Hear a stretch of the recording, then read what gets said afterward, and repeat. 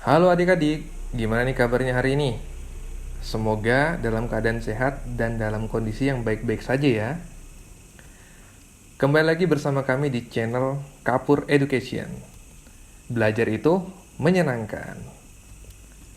Oke, siapin alat tulisnya karena pada kesempatan kali ini kita akan belajar ilmu pengetahuan alam atau IPA.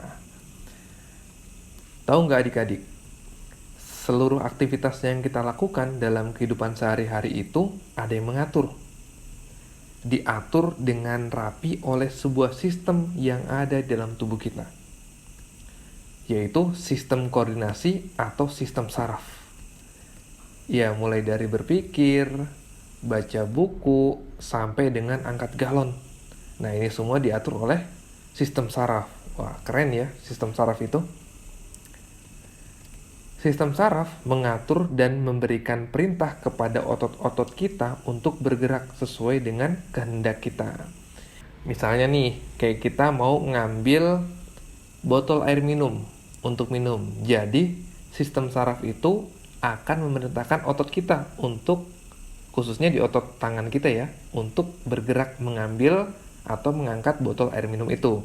Tentunya kita masih ingat kan pelajaran tentang sistem gerak. Dalam hal ini adalah otot.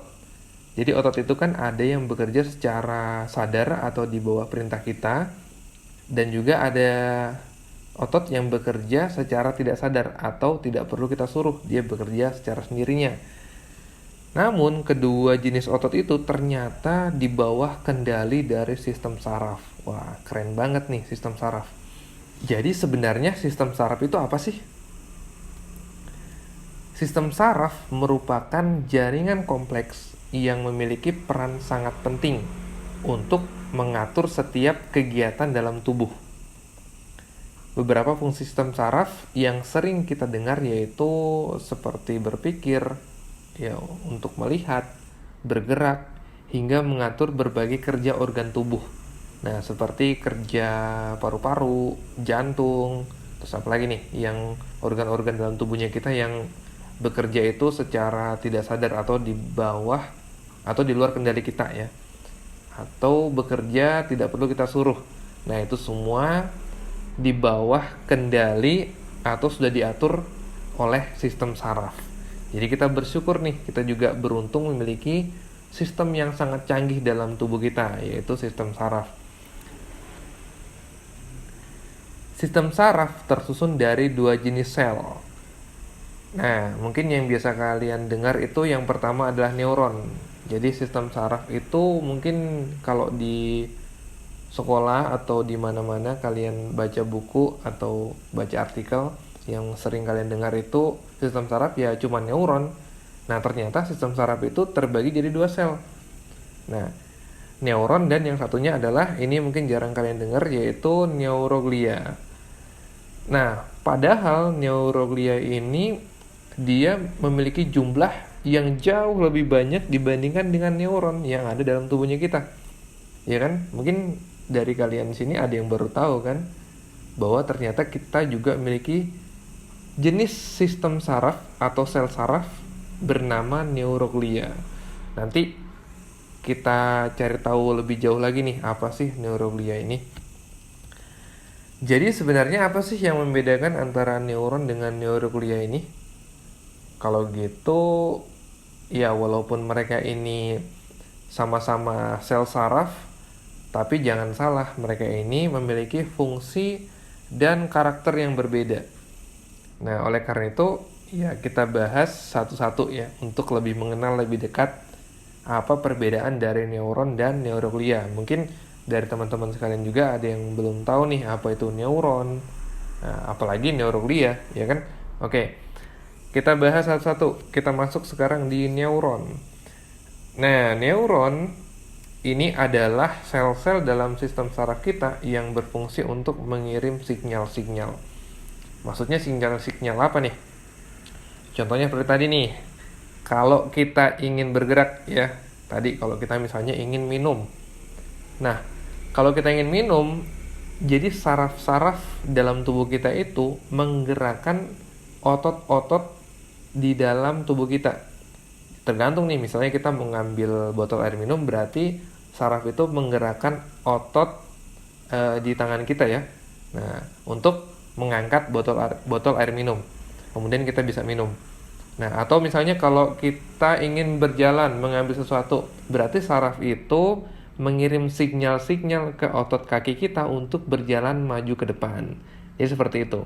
Ini fungsi dari neuron, yaitu mengirim sinyal, memerintahkan otot-otot kita untuk bergerak. Oke, kita masuk sekarang di struktur neuron. Nah, bentuknya kurang lebih seperti ini. Ini neuron kita, sel saraf kita yang berjenis neuron, bentuknya seperti ini. Jadi kalau kita lihat, ini ada bagian-bagiannya nih. Nah, ada yang warna ungu, ada yang kuning nih kan. Nah, kita bahas satu-satu ini bagiannya apa aja. Secara umum, sel saraf itu terbagi menjadi 3 ya. Yang pertama ada bagian badannya, nah terus ada bagian aksonnya dan dendritnya. Nah, oke, kita bahas satu-satu. Yang bagian ini namanya adalah dendrit. Dendrit. Nah, dendrit ini dia memiliki banyak reseptor ya. Dia itu fungsinya adalah menerima rangsangan atau menerima impuls dari tubuh kita yang lain. Nah, kemudian yang ini namanya adalah badan sel.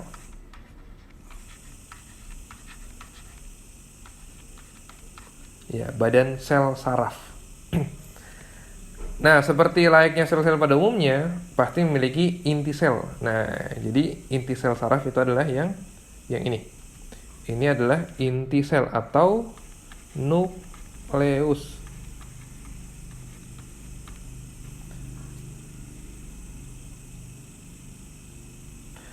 Nah, kemudian ini ada bagian yang berwarna kuning. Ini biasa disebut sebagai selubung mielin.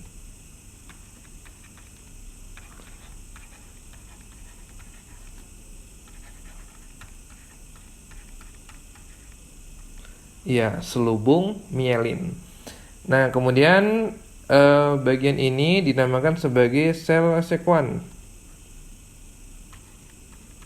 Sel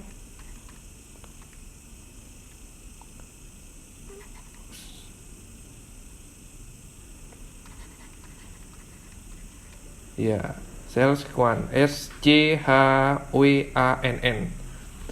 Nah, kemudian di antara selubung mielin ini terdapat bagian yang dinamakan sebagai nodus Ranvier.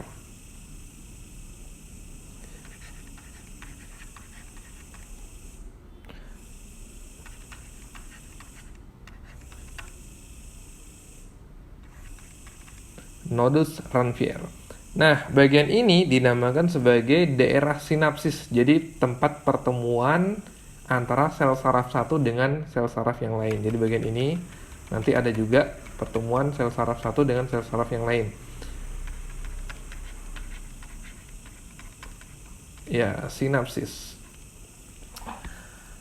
Oke, jadi ini secara umum ya, bagian-bagian dari sel saraf berjenis neuron. Oke, kita lanjut. Nah, sekarang kita bahas tentang neuroglia. Sebenarnya neuroglia ini apa sih? Jadi bedanya antara neuron dengan neuroglia ya, kalau neuron tadi dia bisa mengantarkan sinyal-sinyal. Nah, kalau si neuroglia ini dia tidak bisa mengantarkan sinyal-sinyal. Lalu fungsinya apa nih dalam tubuhnya kita? Nah, fungsinya juga sangat penting ternyata. Ya, jadi fungsi dia ini adalah mensupport sel saraf neuron. Ya, jadi sel saraf neuroglia ini dia memberikan nutrisi kepada sel saraf neuron. Jadi sel saraf neuron ini kan aktivitasnya atau kerjanya berat nih.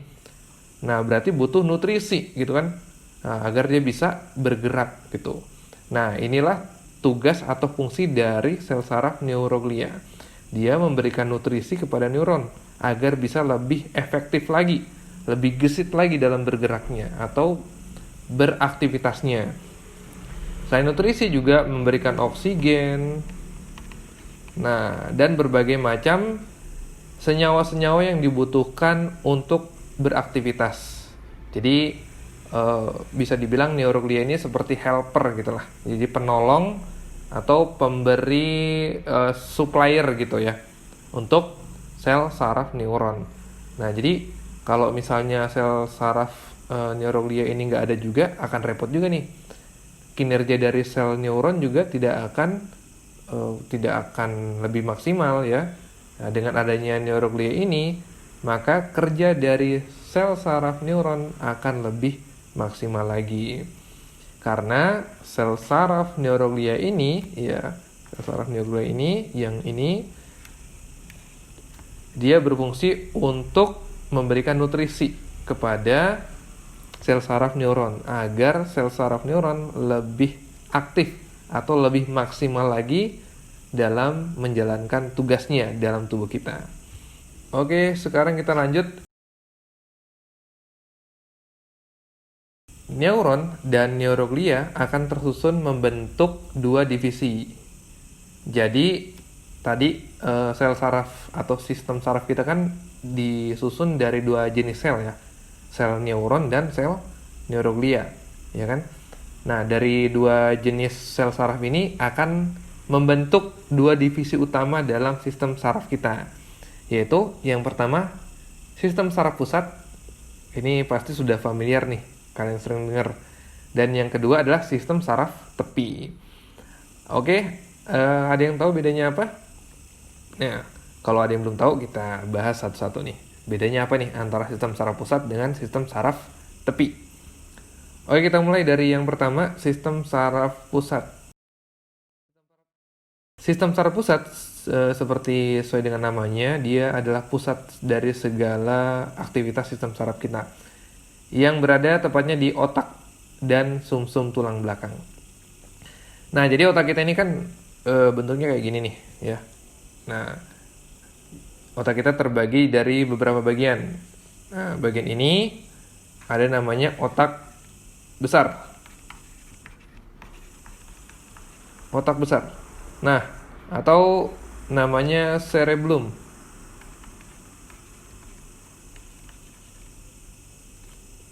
Nah, cerebellum ya. Oke. Yang kedua ada namanya otak kecil. Bagian sini nih. Otak kecil atau cerebellum.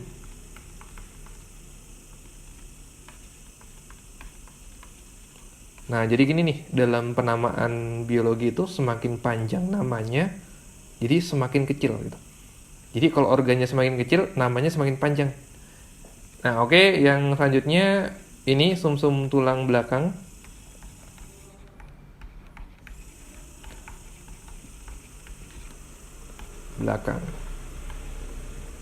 Atau biasa disebut sebagai medula oblongata.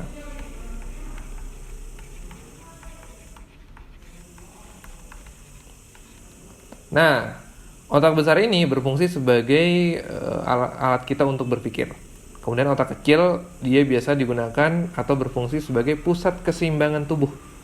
Nah, makanya nih orang kalau dipukul bagian belakangnya sini nih, bagian kepala belakang itu pasti langsung pingsan gitu. Ya karena pusat keseimbangan tubuhnya terganggu gitu kan.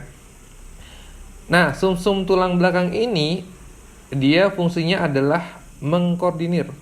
Ya, jadi menggerakkan organ-organ tubuh kita yang bekerja secara tidak sadar. Nah, masih ingat kan? Ada beberapa organ tubuh kita yang bekerja dengan sendirinya, tidak perlu kita perintah gitu kan. Nah, seperti jantung, paru-paru, terus lambung, dan masih banyak lagi. Jadi semua itu diatur oleh sumsum tulang belakang. Jadi sumsum tulang belakang ini kalau dalam tubuh kita dia dilindungi oleh tulang belakang ya. Jadi di sini ada pelindungnya gitu. Di tubuhnya kita dilindungi oleh tulang belakang. Makanya dia terjaga. Jadi ada tulang-tulang belakangnya ya. Gitu. Nah, kemudian dari otak ke sumsum tulang belakang ini kan ada persambungan nih. Tuh. Nah, kalau di tengkorak kita, kalau di tengkorak kita nih, oke ini saya hapus ya. Oke, kalau di tengkorak kita nih ada bagian yang lubang, ya seperti ini nih. Jadi ada bagian yang lubang gitu. Nah, jadi dari otak ini dia memiliki persambungan dengan sumsum tulang belakang ini melalui fragmen ini. Jadi lubang pada tengkorak kita yang bagian bawah. Oke, jadi seperti ini. Jadi ini adalah sistem saraf pusat kita. Dari otak besar tadi ya, yang bagian ini otak besar.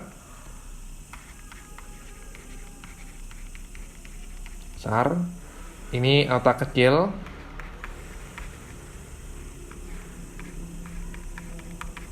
Nah, kemudian kita lihat sini ada sumsum tulang belakang yang dilindungi oleh tulang belakang kita. Nah, ini sumsum tulang belakang yang warna kuning nih.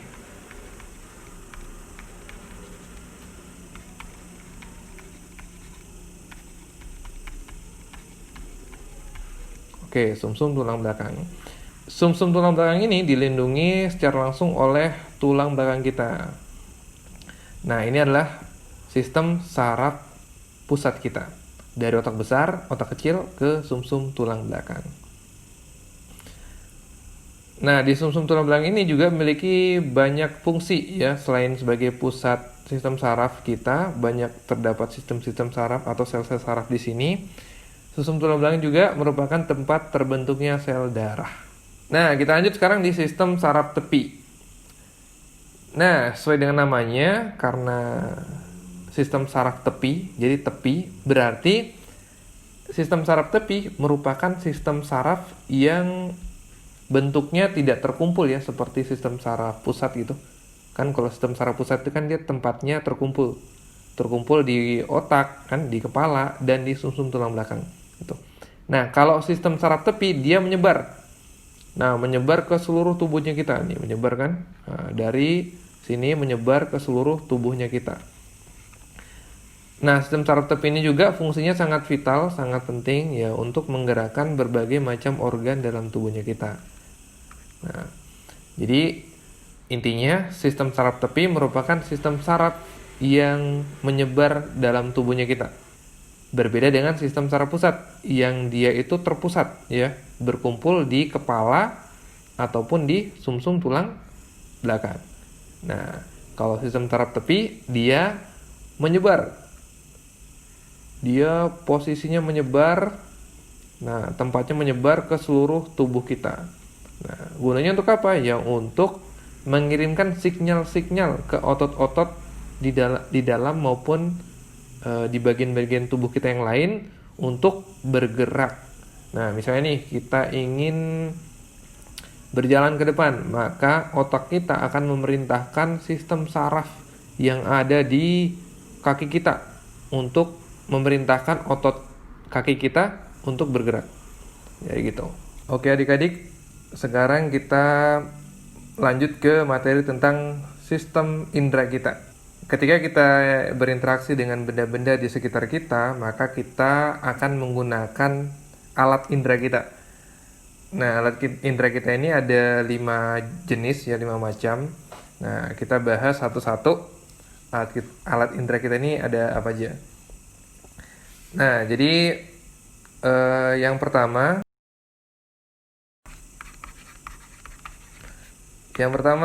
ada alat indera kita yang kita gunakan untuk melihat. Ini pasti kalian udah tahu lah, yaitu mata. Jadi mata kita untuk melihat ya, melihat sesuatu ya, seperti melihat ketika kita membaca buku, terus main HP dan lain sebagainya. Itu kita menggunakan alat indera penglihatan kita, yaitu mata. Kemudian yang kedua ada alat indera yang kita gunakan untuk mendengar.